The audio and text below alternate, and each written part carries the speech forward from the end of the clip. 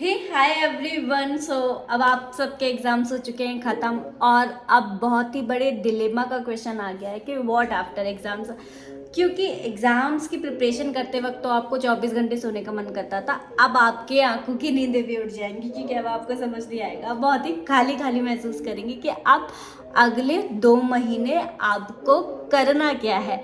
सो मैं बताती हूँ आपको, मैं 4 चीज़ों के थ्रू आपकी हेल्प करूँगी कि अगले नेक्स्ट 2 मंथ्स में आप क्या क्या चीज़ें कर सकते हैं। सो पहली चीज़, आप कितनी भी कोशिश कर लो, कितनी भी कोशिश कर लो, या मैं आपसे कितना भी कह लूँ कि पढ़ लो दोबारा से प्रिपरेशन स्टार्ट कर दो, अगर आप थोड़े से भी डाउटी हैं अपने रिजल्ट को लेकर तो, पर आप कोशिश भी करेंगे आपसे होगा नहीं, ये मैं गारंटीड के साथ कह सकती हूँ क्योंकि मुझसे भी आज तक कभी नहीं हुआ।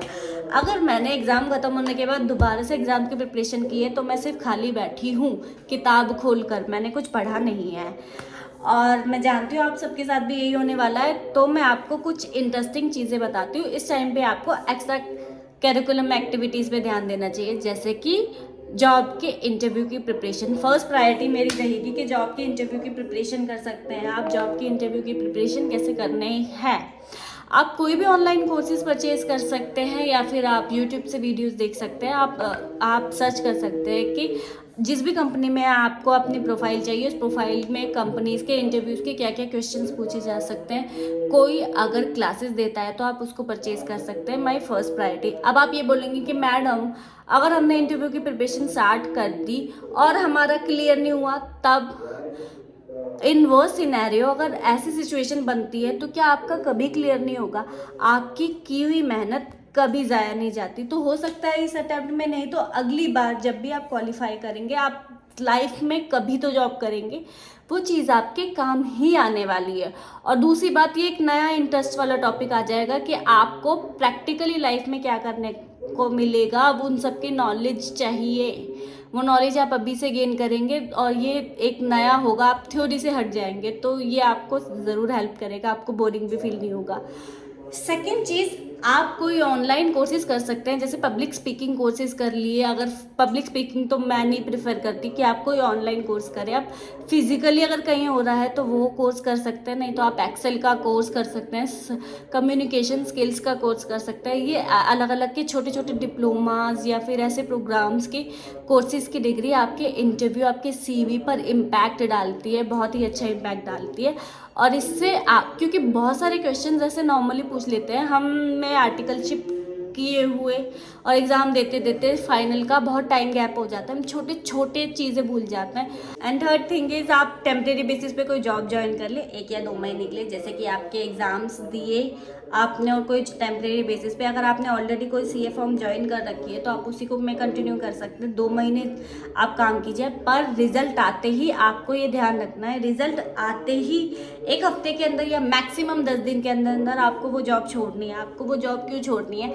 Either your result positive, either your result is negative, आपको जॉब छोड़नी है। क्योंकि अगर पॉजिटिव रिजल्ट आ गया तो आपको जॉब छोड़नी है, क्योंकि आपको फर्दर फाइनल इंटरव्यू के लिए प्रिपरेशन करनी है, आपको कैंपस के लिए प्रिपरेशन करनी है, तो उस टाइम आप जॉब के साथ ये नहीं कर पाएंगे। आपके लिए कैंपस एक लाइफ टाइम अपॉर्चुनिटी है, तो वहाँ पे आप थोड़ा सा भी डील नहीं छोड़ सकते। और अगर आपका इनवर्स सिनेरियो रिजल्ट जाता है नेगेटिव, तो आपको फिर से प्रिपरेशन के लिए जॉब छोड़नी है। तो यहाँ पे बिल्कुल भी ये मत सोचना कि मैं अभी जॉब कंटिन्यू कर लेता हूँ, मैं 1 महीने जॉब कंटिन्यू कर लेता हूँ, मैं 2 महीने जॉब कंटिन्यू कर लेता हूँ। नहीं, your studies are your first priority. Studies के आगे कुछ भी नहीं है, कुछ भी नहीं। जब आप इस जॉब को कंटिन्यू करोगे, आपको जितनी सैलरी मिलेगी, आप क्वालिफाई होने के बाद जो आप जॉब ज्वाइन करोगे उससे 3 गुना 4 गुना ज़्यादा सैलरी मिलेगी आपको। तो आपको क्वालिफिकेशन के ऊपर फोकस करना है। And the first and most important thing, networking skills.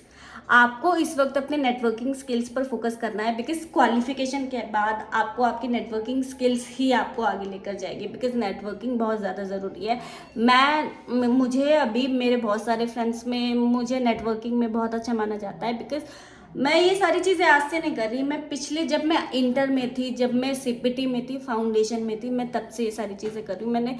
मेरे पास आज तक उन लोगों से मैं जुड़ी हुई हूँ जो मेरे साथ फाउंडेशन में थे, जो मेरे साथ स्कूल में थे, एंड आज सब अपने अलग अलग पोजीशन पे हैं। कोई बहुत अच्छा टीचर बन गया, कोई बिजनेसमैन है, कोई मॉडलिंग कर रहा है, but I am connected to everyone because उन्हें कहीं भी ज़रूरत होती है, I am there for help, मुझे कहीं भी ज़रूरत होती है, they are there for help.